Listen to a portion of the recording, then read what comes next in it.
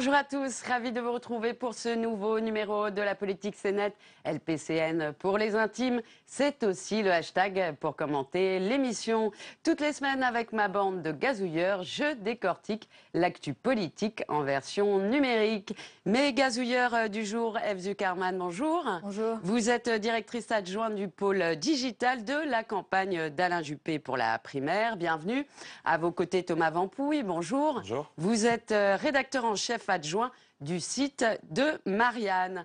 Fillon, Juppé, Le Maire, trois des prétendants à la primaire de la droite et du centre ont en commun d'utiliser Nation Builder. Nation Builder, Quesaco, c'est un outil numérique assez proche de celui utilisé par Obama qui cible les électeurs potentiels et qui permet d'organiser au mieux les campagnes militantes. Expérimenté à droite comme à gauche lors des municipales et des régionales, ce type de logiciel devient l'outil indispensable de toute bonne campagne numérique. Est-ce un nouveau pas dans le marketing politique et pour quels résultats? Qui sont les profilers d'électeurs? La campagne des primaires à l'heure du big data. Evzu Karman, vous faites donc partie du pôle digital de l'équipe d'Alain Juppé. Vous avez mis en place, vous, Nation Builder. Alors, comment ça marche et pourquoi avoir mis en place ce type d'outil? Nation Builder, c'est en réalité un outil tout en un. Donc on a d'une part le site est construit grâce à Nation Builder. On a, et c'est la partie la plus importante, la base de données, donc le fichier de la campagne, et on a un outil de mailing, donc l'outil de communication, et le tout est intégré. D'accord, et quel est l'objectif en fait? L'objectif, c'est d'utiliser cet outil pour identifier au mieux nos soutiens ou nos soutiens potentiels, les recruter et les encourager à recruter autour d'eux. Et leur donner des kits militants aussi, les former ou pas du tout? Alors ça, c'est une des fonctionnalités de Nation Builder, mais ça relève surtout de la stratégie digitale qu'on met en place avec cet outil, oui. Et ça coûte cher? Ça nécessite une formation? Comment ça se Ça passe? nécessite une formation, donc c'est aussi pour ça que j'ai rejoint la campagne et que j'ai mon rôle dans la campagne. C'est un outil qu'on met à disposition de nos volontaires et on les forme pour s'en servir. Et sur le coût, c'est une question taboue de demander combien Non, ça coûte? c'est d'ailleurs C'est disponible, abordable, c'est très cher. Nation Builder, c'est fait pour des campagnes de toute taille. Donc moi, je m'en suis servi avec des tout petits clients, comme on peut le faire pour des campagnes de la taille d'une primaire. Tout dépend en fait de la taille de son fichier et de la base de données. D'accord, on n'aura pas de chiffre précis. Ça commence à 29 $ pour une petite campagne. D'accord. Thomas Vampouille, ce type d'outil, enfin, c'était pas le même, mais a été utilisé par Obama. Il a aussi été déjà utilisé en France pour les municipales et les régionales, hein, que ça soit à droite ou à gauche. Est-ce que c'est un nouveau gadget numérique où il y a une réelle efficacité de ce type d'outil? Ça, c'est la vraie question. C'est toujours la vraie question sur les campagnes, et notamment les campagnes présidentielles. Ça fait quand même depuis 2007 qu'effectivement, on nous promet à chaque fois, vous allez voir ce que vous allez voir, la campagne, le numérique va prendre de la place, une place importante dans la campagne. Jusqu'à présent, les effets en France n'ont pas été, les résultats en France n'ont pas été éblouissants. Nation Builder, ce type d'outil-là, pour le coup, est intéressant dans la mesure où c'est la partie émergée de l'iceberg, c'est ce qu'on ne voit pas, c'est pour organiser la campagne en interne. Donc oui, ça touche au numérique, mais on le verra pas forcément tout ce que ça permet. Ça a été utilisé, oui, effectivement, notamment l'année dernière sur les municipales par plusieurs candidats. Avec des succès mitigés. Patrick Mennucci pour le PS l'a utilisé à Marseille. Alors, il est persuadé qu'il a gagné la primaire face à Samia Ghali grâce à ça. Ça s'est joué à un score très serré à 300 voix. Cela dit, il a perdu la suite.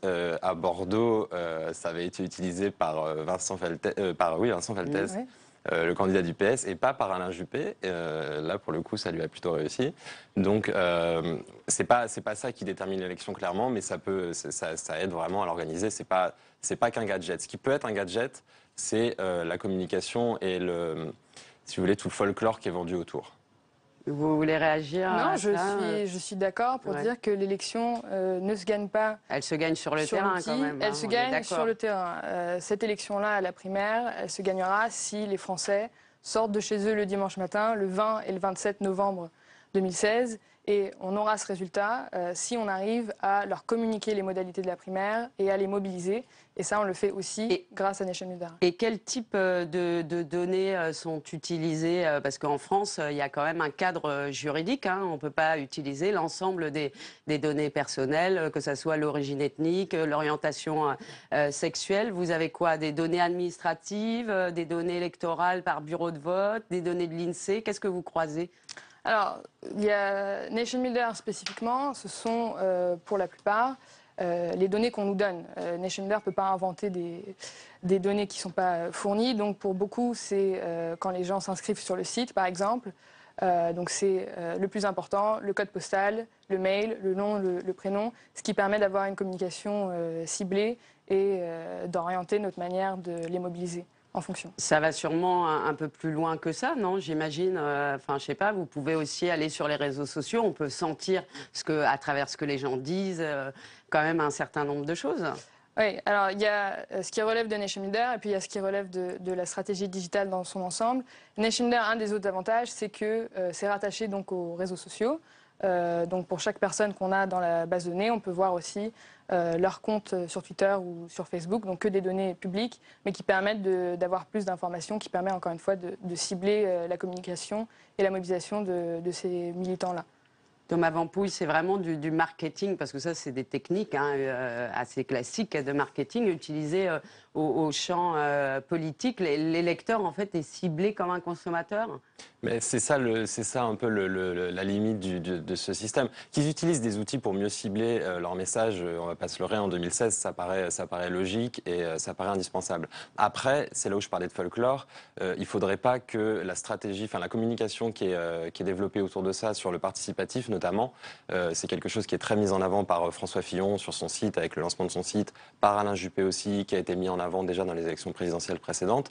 Il faudrait pas que ce soit un outil, un gadget, destiné à ramasser des données, si vous voulez. Par exemple, on voit sur les sites d'Alain Juppé, comme de François Fillon aujourd'hui, où que vous alliez sur le site, si vous voulez participer, réagir aux propositions, etc., parce qu'il vous propose de réagir aux propositions, donc c'est la partie participative. En fait, à chaque fois, vous avez toujours le petit formulaire pour remplir donner votre mail, votre nom, etc. C'est ce qu'avait fait le Parti socialiste aussi pour la primaire. Hein.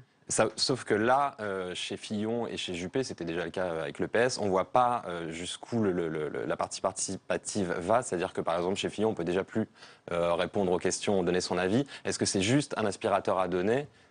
C'est un peu la limite. Vous souhaitez réagir? Bien sûr, on prend très au sérieux la démarche de co-construction qui a été demandée et lancée par Alain Juppé. Et c'est la différence quand on parle de stratégie digitale. Nous, on a... Oui, c'est ce que j'allais vous demander. Qu'est-ce qui fait la différence donc entre Alain Juppé, François Fillon, Bruno Le Maire, en dehors des programmes, hein, puisque vous utilisez tous finalement les mêmes outils? Si je dois donner un exemple très concret sur la co-construction, le participatif, participer chez François Fillon, on peut cliquer oui, non, peut-être, enfin je suis d'accord, je ne suis pas d'accord, je suis pour, je suis contre.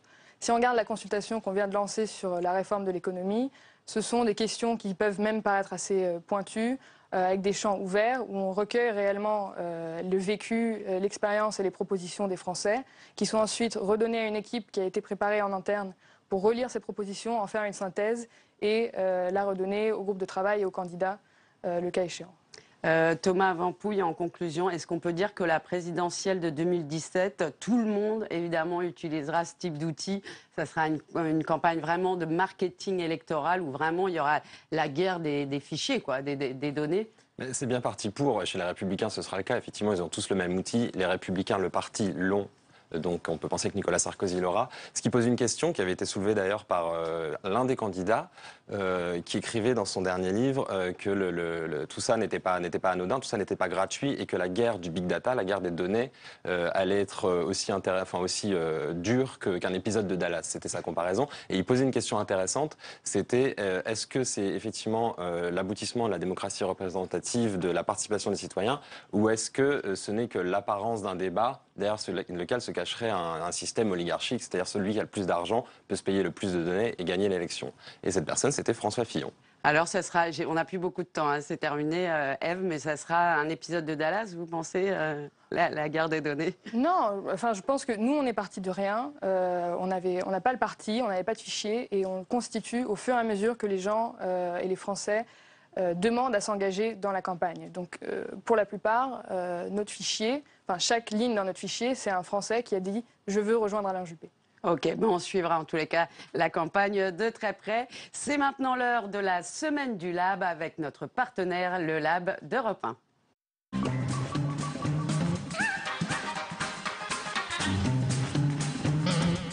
Bonjour Aurélie Marciro, vous êtes rédactrice en chef du Lab et chaque semaine vous revenez sur un temps fort et c'est bien évidemment la venue de Pamela Anderson à l'Assemblée qui a agité les politiques mais aussi les journalistes. Oui, mardi c'était alerte sexisme à l'Assemblée. La venue de Pamela Anderson au Palais Bourbon et dans de nombreux médias a perturbé les nerfs des journalistes présents. Certains en sont venus aux mains. Et cette présence, elle a aussi hystérisé les réseaux sociaux. La star américaine était le sujet de discussion sur Twitter. Alors qu'est-ce qu'elle venait faire? Eh bien, elle venait s'opposer, écoutez bien, au gavage des oies et des canards en soutenant une proposition de loi de la députée verte Laurence Abeille. Merci beaucoup. Voilà, il faut le savoir, les élus ont très majoritairement dénoncé cette venue alors que la filière foie gras est en pleine crise à cause de la grippe aviaire. Mais ce qui nous a interpellés, nous, au Lab, c'est le sexisme qui a entouré cette visite. Regardez, Caroline, ces commentaires tweetés par des journalistes. Alors d'abord, le porte-parole du groupe socialiste, hein, la venue de Pamela Anderson, ça nous gave. Et ça nous gonfle, c'est très chic. Ou encore Philippe Gosselin, élu Les Républicains. Elle a des arguments que d'autres n'ont pas, c'est certain. Ce ne serait pas la même chose avec Marceline Dupont. Marceline Dupont qui sans doute appréciera. Et puis pour terminer, hein, de cet ancien ministre LR Patrick Ollier, Pamela Anderson n'y connaît rien.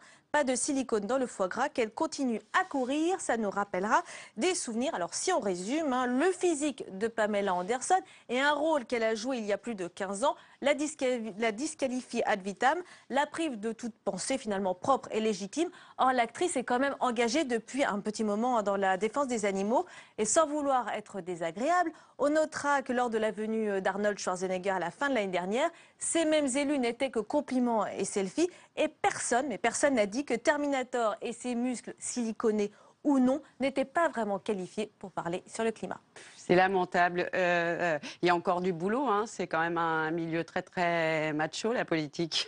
Bah, le meilleur moyen, c'est plus on a de femmes, plus la situation va s'améliorer. Hein, il y a encore beaucoup de boulot.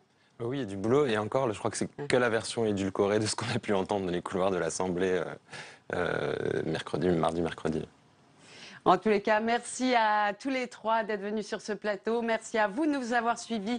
Vous pouvez revoir cette émission en VOD sur publicsena.fr. Et puis bien sûr, j'attends vos commentaires et vos facéties sur mon compte Twitter. Salut à tous, à la semaine prochaine.